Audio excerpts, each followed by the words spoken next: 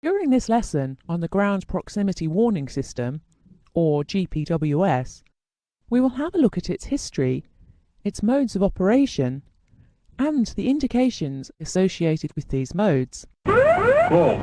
We will look at enhanced GPWS, the actions required on receipt of a GPWS warning, and the components in a typical system. Then we will have a very brief look at the Runway Awareness and Advisory System. The Ground Proximity Warning System is a means of alerting crews to the danger of flying into terrain. GPWS was introduced in the mid-1970s to prevent controlled flight into terrain accidents resulting from crew errors or distractions. Prior to its introduction, there were approximately 3 to 4 controlled flight into terrain events per year, killing hundreds of people. After GPWS was introduced, there was a major reduction in the number of controlled flight into terrain accidents. GPWS has a height operating band of between 50 and 2,450 feet actual height above the surface, and automatically selects the correct mode of operation. The crew are informed by means of visual and audible warning signals when the aircraft's proximity to terrain poses a threat.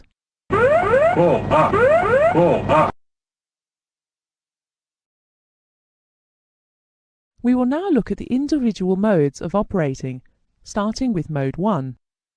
This gives us protection against excessive barometric descent rate.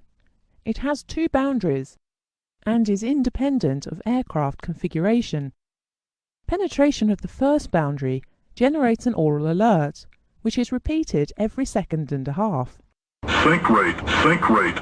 Penetration of the second boundary generates a visual and audible warning until the rate of descent has been corrected.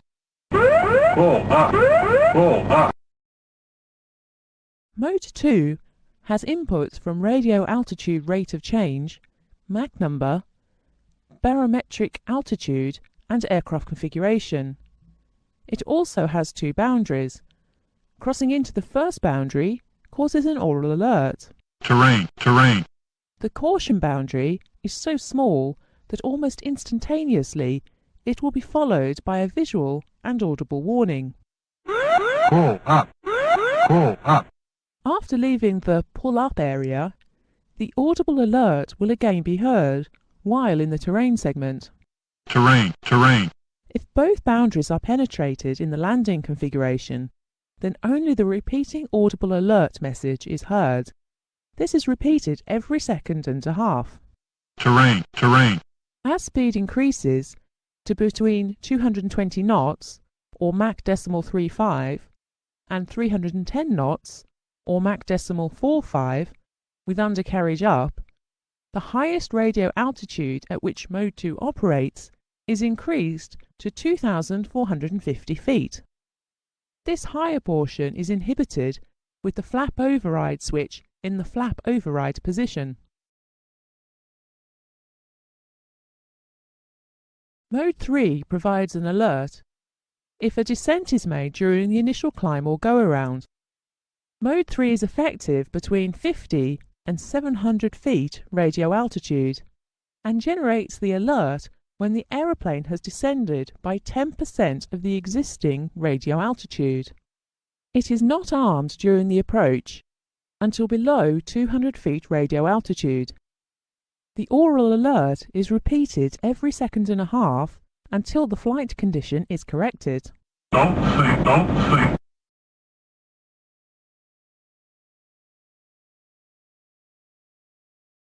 Mode 4A is protection against unsafe terrain clearance when the undercarriage is not down.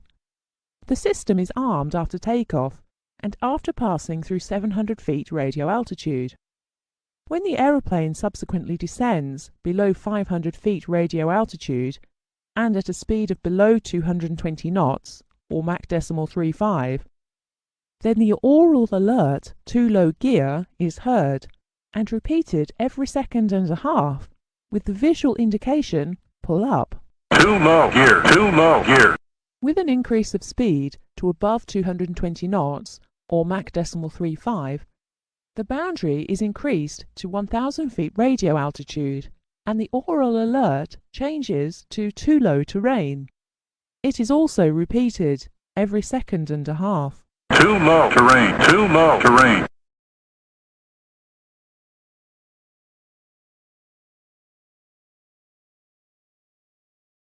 For Mode 4B to activate, the undercarriage needs to be in the down position and flaps not in the landing position. If the aeroplane then descends below about 250 feet at a speed of less than 190 knots, or Mach 0.28, then the aural alert, too low flaps, is sounded, along with the visual pull-up warning. Too low flaps. Too low flaps. If the aeroplane's speed is above 190 knots, or Mach 0.28, then the height range is increased to 1,000 feet, and the aural alert becomes too low to rain. Too low to rain. Too low to rain. In both Mode 4A and 4B, the message is repeated every second and a half until the condition has been corrected. The too low gear alert takes priority over the too low flaps, and both can be inhibited by use of the flap gear inhibit switch.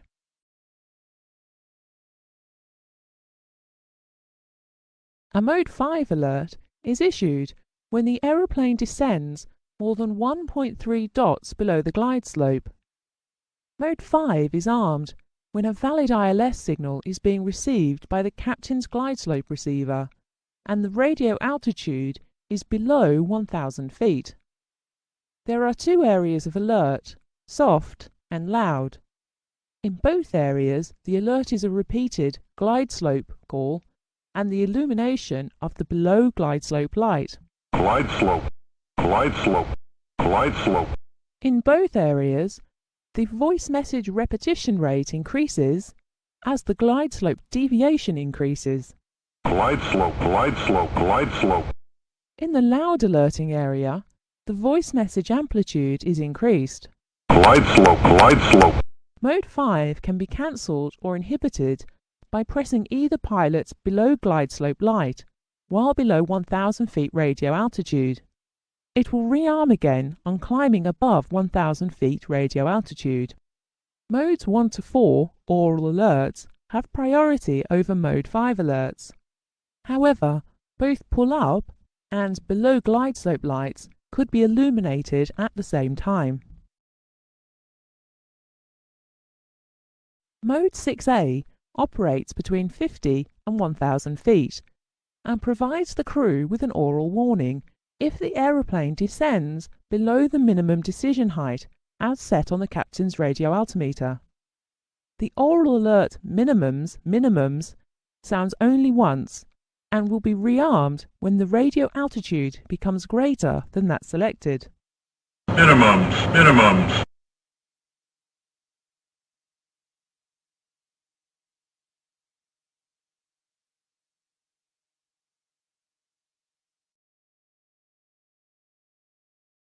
Mode 6B adds two further safety features to the GPWS system and consists of height callouts on approach and bank angle alert. 500. 100. 50. 40. 30. 10. Bank angle is to warn crews of excessive roll rates. The bank angle limit reduces the closer to the ground the aeroplane is because of reduced wingtip and engine pod clearance. Bank angle. Bank angle.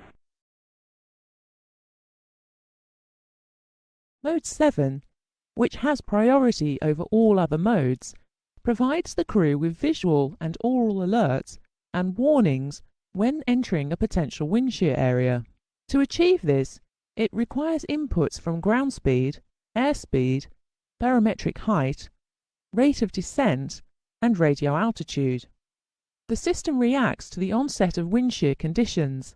This allows crews to initiate the escape maneuvers earlier, giving them a greater chance of avoiding a potential accident. Wind shear, wind shear, wind shear. If an aeroplane continues into the wind shear area, then visual and aural warnings are issued. The red wind shear warning illuminates, and wind shear, wind shear, wind shear is announced. Wind shear, wind shear, wind shear. We will now take a brief look at enhanced GPWS, sometimes called EGPWS. The reason this system was introduced is because the original GPWS could not anticipate terrain ahead of the aeroplane, and consequently, when approaching a hill rising rapidly from the terrain, it would not produce a Mode 2 warning. What was introduced was enhanced GPWS, and this includes a world terrain database, and is sometimes known as a Terrain Awareness and Warning System, TAWS. To enable this system to function, it has to know the position of the aeroplane, so is dependent on the accuracy of the aeroplane's navigation equipment. The system provides both visual and audible warnings of terrain. Visual warnings are displayed either on the weather radar, navigation display, or on the warning system's own planned position indicator. The terrain is displayed using the colours green, yellow and red. When approaching terrain ahead, the terrain colour changes from green to solid yellow, and an aural alert is given. Caution, terrain, caution, terrain. If the aeroplane continues towards the obstacle, then the terrain colour changes from yellow to red, and an audible warning is given. Terrain, terrain. Pull up. In addition, a terrain clearance floor has been developed around all airports to warn against potential premature descent on non-precision approaches like VOR NDB approaches. We will now look at the actions required on receipt of a GPWS, EGPWS warning. Pull up. The action should be immediate and positive, and is to roll the wings level and initiate a maximum gradient climb, which should be maintained until the aircraft is above the minimum safe altitude for the part of the route being operated. Once established in the climb, then and only then, should the crew look into the reason for the warning and verify the aeroplane's actual position. The only circumstances when a climb to safe altitude may be discontinued are when the cause of the warning has been positively identified or the warning ceases. The pilot must not deactivate the system unless told to do so by the operations manual. The airline operator should be informed of all warnings, even nuisance or false alarms, so that remedial action can be taken so as to maintain confidence in the GPWS system. The two times when the GPWS, EGPWS would need to be inhibited occur during the approach phase. These are either if the flap gear positions are known to be non-standard, or if the crew are flying in an approach without regard to the glide slope. We will now look at the components in a typical GPWS, EGPWS system, and we start with the brains of the system in the central processing unit.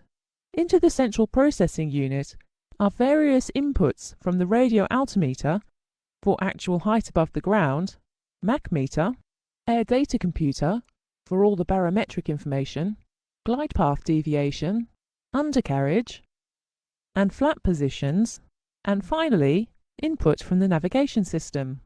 The central processing unit takes the inputs and then produces either an alert, this is a caution generated by the system, or a warning, which is a command generated by the system.